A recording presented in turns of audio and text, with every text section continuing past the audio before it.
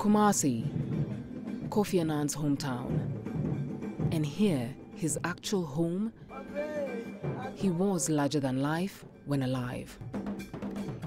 In his death, the epitome of his stature is expected to be celebrated in complete Ghanaian tradition. But at the moment, the family is yet to come to terms with the death. Honestly speaking, it means a whole lot to me. It means a whole lot to me, because we grew up in the same house. We were there when he left to America. We still had talks, and whenever I knew that he was coming down, oh, that was like the world was coming to. Like I was on top of the world. And we all prayed for him to be successful, and we also tell the children in the house they should emulate his achievements. Annan rose through the ranks of the United Nations, and he served 2 terms as the UN Secretary General in New York from 1997 to 2006.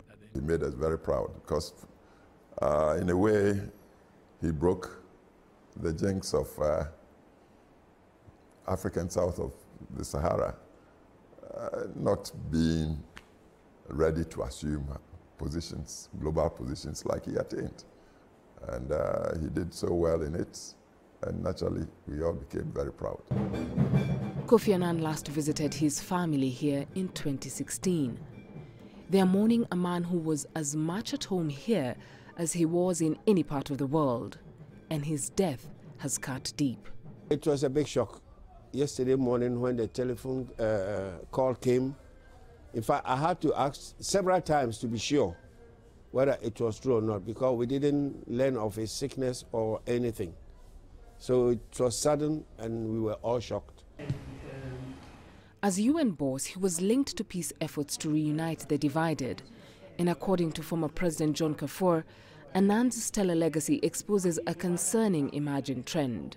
Now, with the explosion of knowledge and science and technology, one would have thought that perhaps we would be experiencing more of the type of Kofi Annan around the world, in political leadership, in institutional leadership. But strangely, it seems his type is becoming rarer in human affairs.